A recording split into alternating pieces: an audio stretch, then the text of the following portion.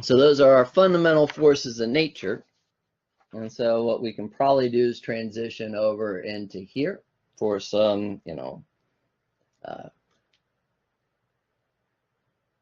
some basic principles for our typical forces. And what you'll notice is that in terms of the fundamental forces, we're only going to look at one, which is gravity. Okay, so in Physics 1, first semester, we're only going to do gravity. Now, the electric force and the magnetic force are primary content for Physics 2. So those of you that take EP2, then we will talk about the electric force between charges and the magnetic force once we hit that particular topic. The nuclear forces generally don't come up until you start talking about, nuclear stability and radioactive decay and things like that. And that's generally not taught in, it's generally taught in a course called Modern Physics, which is essentially like Physics 3, but is not offered at ACC because the state says we can't do that. So, those that are going to be physics majors will see that kind of topic. Unless you're going to be certain specialties in engineering, I'm sure would see things like that too. Nuclear engineering, most likely. Okay, but what we have is gravity is our only fundamental force in nature. The symbols that we're going to use for all of our forces is a vector F, and then I put a subscript on it. So I'll put a G for gravity. But as a general rule, what I'll have is I'll have that it's a vector F, and then I put a subscript to indicate the type of force that we're going to look at. Okay, so gravity, normal, friction, things along those lines. Now, what you get is that the gravitational force is the weight of the object. So very often they'll do kind of a W as a vector symbol for the gravitational force.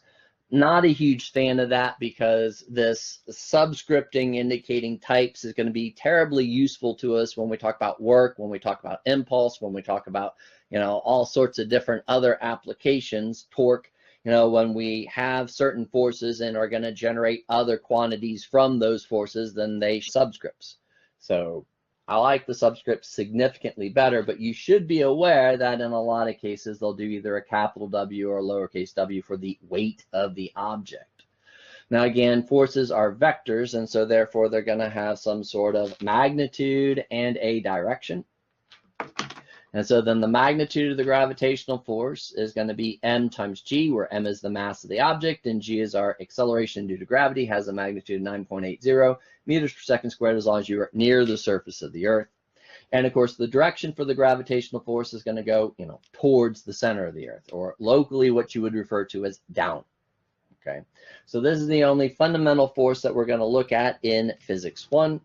All of the other forces are going to be, horribly complicated combinations of generally electromagnetic forces due to the bonding of your different materials when they're placed in contact.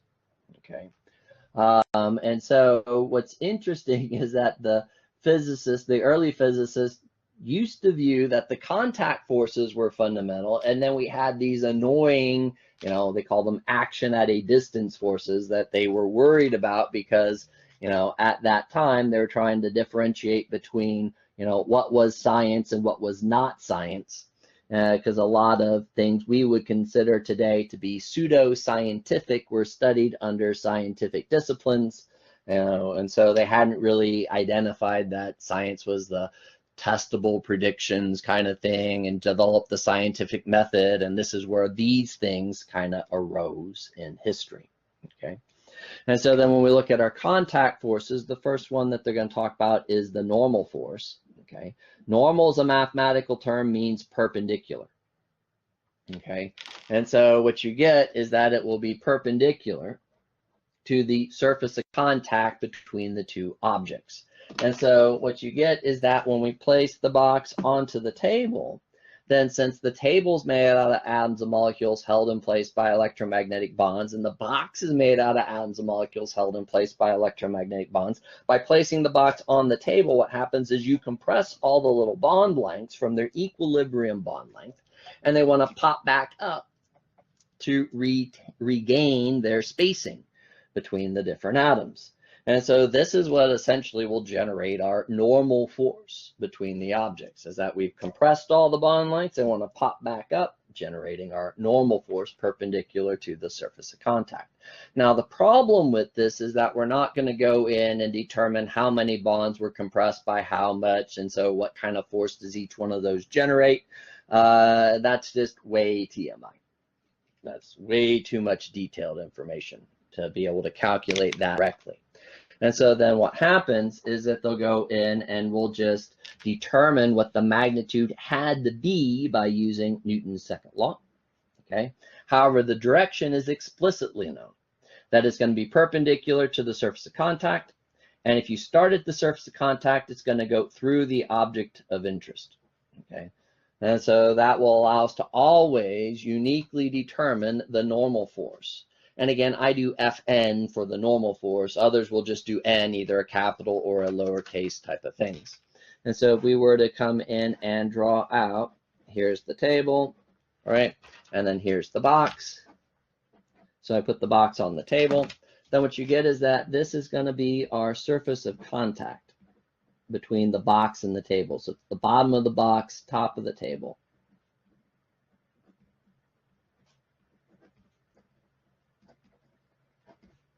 Okay. And then what we'll have is that the normal force will be perpendicular to the surface of contact. Notice that perpendicular is either up or down, and so that's not unique.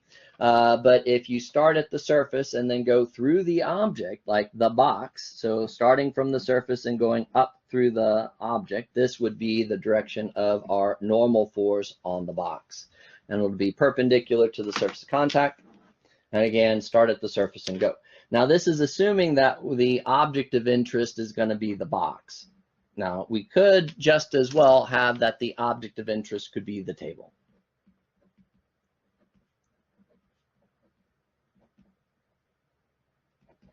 So if we were actually interested in the table, then you would go perpendicular to the surface of contact through the table would generate the normal force acting on the table. Okay. And oh, I probably should have made this one the black color. That's usually what I do the forces in. Okay, and so this would be the normal force on the box by the table. So if you remember, I said that forces were interactions between two objects. So, well, these are the two objects, the box and the table, that are interacting, generating this particular force. This one would be on the table by the box. Okay, and so again, you see your two objects, the table and the box, are interacting to generate that particular force. And so that'll come up in a little bit.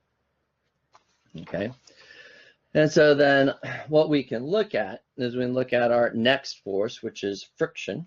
And again, this has to do with the bonding between the two surfaces that you place in contact with one another.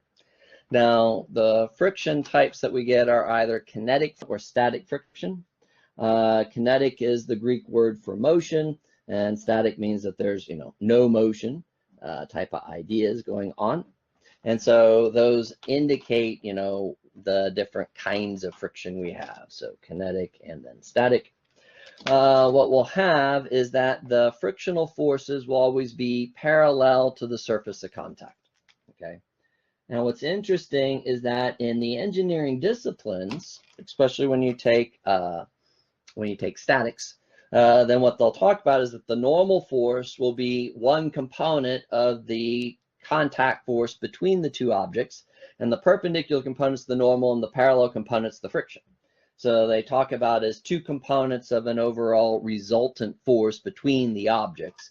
But in physics, we define them as two separate forces, normal and friction. Okay, and so what you would picture is that when you put the two objects in contact with one another, remember when we zoom in, these are made out of atoms and molecules, and so when you look at the surface of the box, it's going to be, bumpy and lumpy, and the same thing for the table. And so then what happens is that, when you get them close to one another, they're going to create bonds between the two different materials. And so they'll bond. And then if we were to go in and push on the box, then what will happen is you're going to stretch the bonds and they want to snap back into place and hold the box onto the table. Okay. And so this is our box. And then this is going to be the table, quote unquote. And so this generates our static friction. Now, if you push hard enough that you stretch the bonds far enough that they break, then the box will begin to move across the table and it'll, make and break bonds as it goes, one across the other. The high points and the low points will, readjust to different positions, creating new bonds. And this process of making and breaking bonds as one object moves across the other object is the kinetic friction force that we're going to get. Okay. And so then what we get is that parallel to the surface of contact, we have our kinetic friction will always go opposite the direction of motion. So the relative motion between the objects, kinetic friction always goes opposite that. Static is not quite as clear. So the static friction is going to go whichever way we need it to go so that the object doesn't move. Okay. And so we could picture that if we had, our box here, and I pushed on the box from the right, then the static friction must go to the left to balance the force so that the box doesn't move. So that seems pretty straightforward. If I push forward, it'll go down, push to the right, it'll go to the left, push down, go up. But then it becomes less clear once I start pushing with multiple forces in different directions, then which way did the static friction go? Well, what you would do is you would vector add these additional forces, maybe these 4 forces together acting on the box to figure out which way the resultant force would be. And then the static friction would go opposite that to put it into equilibrium to prevent the box from sliding across the table. And so you can't tell until you vector add the other forces which way that static friction is going to go. One of the interesting things is that when we look at this force of static friction, then what you get is that there's an inequality, okay, between the static and the magnitude of the static friction force. All right, and so then what we get is that when we go in and look at our friction, then I can write down that this is the magnitude of the force of friction, and then I usually put an S or a K for static or kinetic, and this is an FR. It kind of always comes out as kind of this kind of scribble, and it always looks the same. So the one you probably can't read is the FR for friction, but you can always tell this is the only one with a double subscript on the force, is the friction ones. And so for the static friction, it's less than or equal to mu s times the magnitude of the normal force. And so then what you get is that the normal force, the bigger the normal force, then what that indicates is the closer the two surfaces are going to mate to one another. So the bigger the normal, the closer the surfaces. The closer the surfaces, the stronger the bonds. The stronger the bonds, the more friction you get. Okay. But what there will be is there'll be some sort of maximum amount of friction.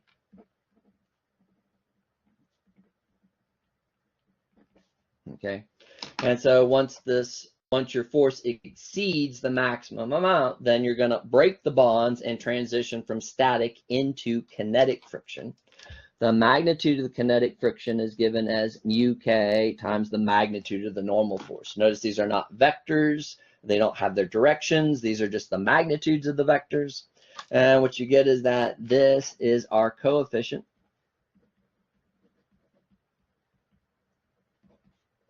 of static friction.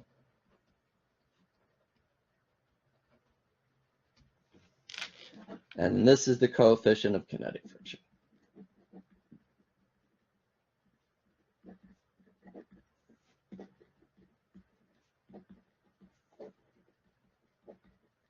As a general rule, then what will happen is the coefficients are determined by the two surfaces that you placed in contact with one another. Okay. Do we have rubber on asphalt? Do we have steel on ice? Do we have cardboard on carpet? I mean, what are the two surfaces you placed in the contact? And then it also would depend upon things like the quality of the surfaces. Are they smooth? Are they rough? Those kind of funny things would also probably adjust the value for the coefficients. And so then, what we have is that once you exceed the maximum value of this static friction, then you break the bonds, and then as one surface moves across the other, you make and break bonds as it goes, and you go into kinetic friction. Generally, the kinetic friction actually jumps around, but there's a pretty good average value for it, and so that's in general how that one happens to go. Okay.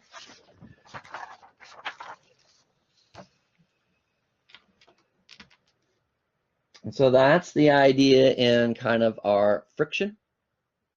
And I notice that these are the magnitudes, so they don't have the extra line on them. So this is the magnitude of the kinetic friction, magnitude of the normal, magnitude of the normal, magnitude of the static friction force. And again, you can tell that difference by the S versus the K on them. Okay. All right.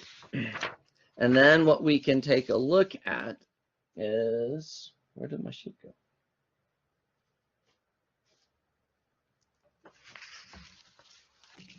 Oh, there it is. Found it. Okay.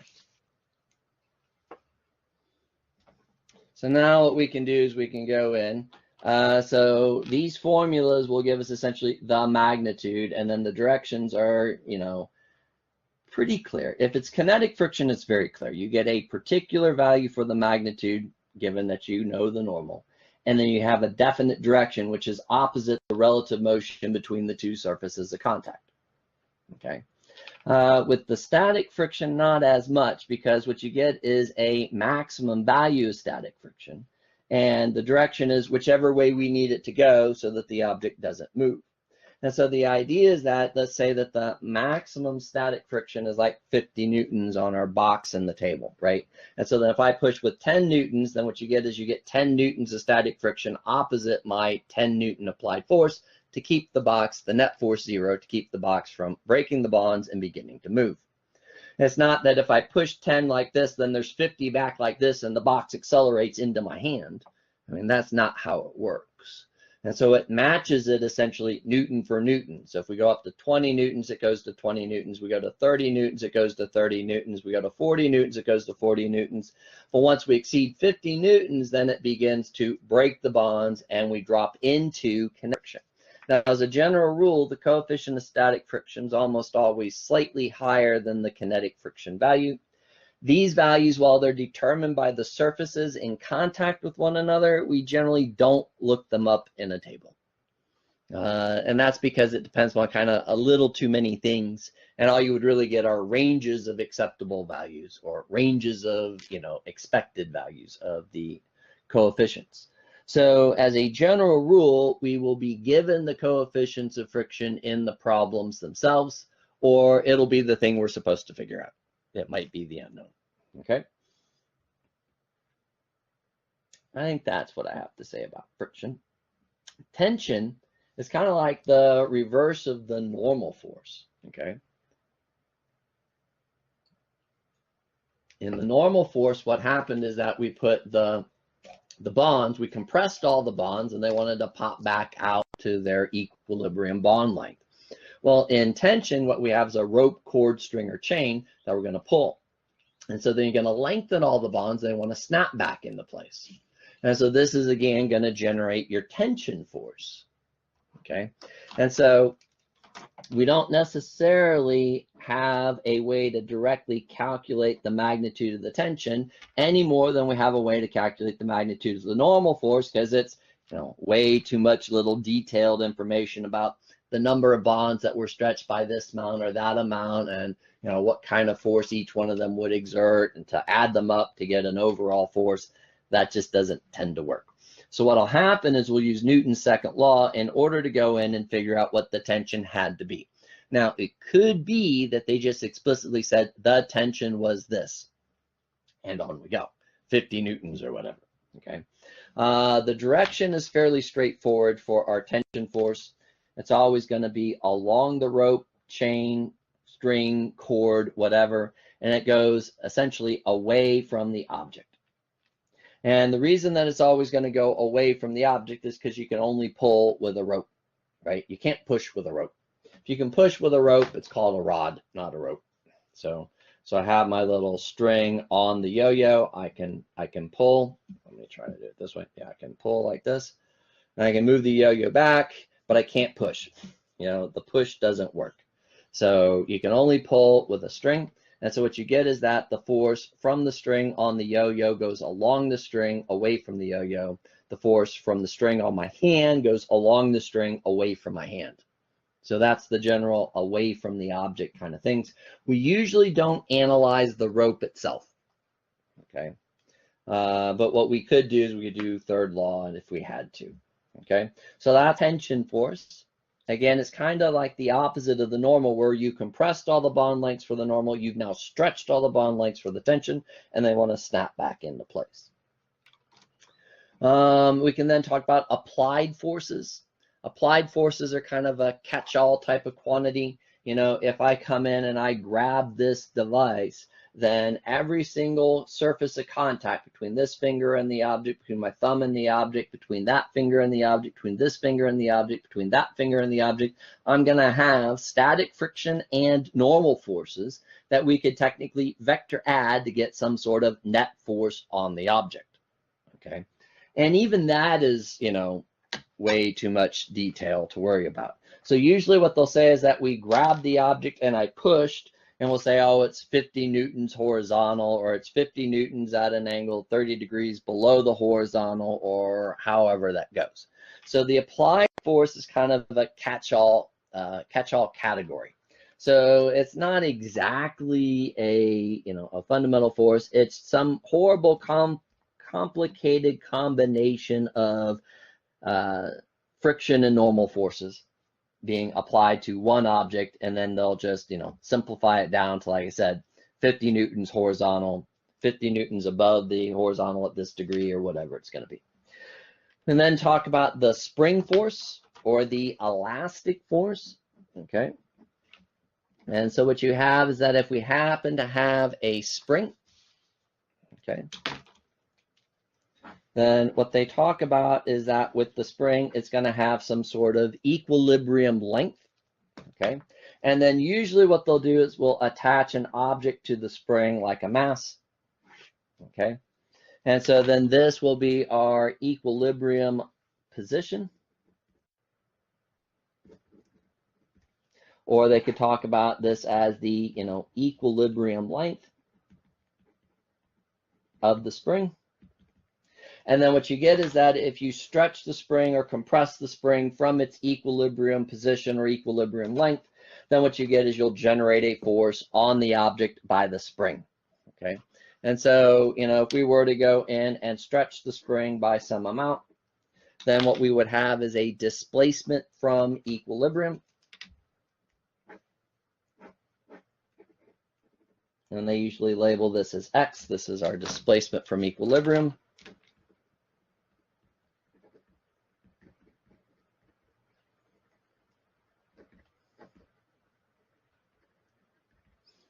And then what you'll get is that the force acting on the box by the spring will go in the opposite direction of the displacement. And this will create what they call a restorative force. And this is either the spring force or an elastic force. I guess I usually do S for spring. But we could also go in and we could compress the spring. Okay. And so then we would get the same type of deal where we would have our displacement from equilibrium, and then that spring force on the box by the spring would be opposite of the displacement, like so. And so then the way that they happen to write what they call Hooke's law is they go in and write this out that our spring force is minus K times X, where X is our, you know, displacement from equilibrium. Sometimes we'll write it as a delta X, as kind of a change in position for a displacement. And then this is our spring force, or possibly the elastic force.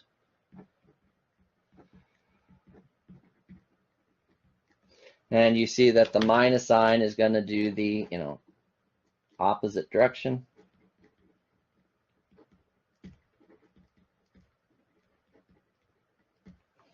And then the K value here, this is called the spring or the force. I always call it the spring constant. A lot of times they'll call it the force constant. I call it the spring constant because it's a function of the spring. It depends on what you make the spring out of, how long the spring is, details about the coils in the spring determine the spring constant. But it does, basically this constant allows you to relate the displacement to the amount of force, and so sometimes they call it the force constant instead. What you get is that if the spring constant is very large, then you have a stiff spring. And so it's hard to compress, it's hard to stretch, and when you do compress or stretch them, then you get big forces acting on the object. And if you have a very small spring constant, then it's very easy to stretch or compress the spring. You might want to think about like a slinky. Slinky has an extremely low spring constant, so it's super easy to stretch and or compress. And so this goes the opposite direction. This is what makes it a restorative force to try to, return the object back to the equilibrium position or return the spring back to the equilibrium position. Very often what you'll see is that I'll go in and write down that the magnitude of the spring force is K times the magnitude of the displacement. Since these are magnitudes, there's no directions, and of course they can only be positive, so there's no minus signs, so nothing's negative. But the K value indicates how stiff or how loose the spring happens to be, okay? And then what we have in the last one is kind of, I put in air resistance and or lift. I guess I remember the reason that this ended up on my sheet when I made it, a fairly long time ago, is that the book that we were using had this problem where they lifted a Jeep with a helicopter, okay? Using a chain, okay? And then the issue was that the students went in and they analyzed the Jeep, and they had the tension in the chain going up and the gravity going down, and that was great. And then they drove out the helicopter. They had the gravity on the helicopter going down, and then the tension in the chain going down, and that was it. And so then the helicopter accelerated towards the ground at more than 9.8, at more than G, okay? And so the thing that we didn't include at that stage was the upward force on the blades of the helicopter, the lift force. And so it dawned on me, it's like, well, sometimes we do have to think about it, even though we're not going to have a formula or an equation or whatever to include into the problems. And that could also go for air resistance or drag, okay? So the resistive force or the drag force will go on the opposite of the motion of the object through the fluid. And then the lift force goes perpendicular to the direction of motion through the fluid, like you should think of plane wings and helicopter blades and things along those lines, okay? The magnitudes, we're not going to have any formulas for these. So they would just say, oh, it's, 100 newtons, or what must be the upward force on the blade so that the helicopter is accelerating up at 2 meters per second squared or something along those lines. And so they would give a way to find that without using a direct formula for drag or lift from the air, okay? Or any other fluid for that matter, okay? Alrighty. So those are kind of our set of forces that we're going to run into. And so we can kind of make our way down the list to make sure we've not missed any forces in a given problem. We'll always have gravity as long as we are near the Earth and the object has a mass.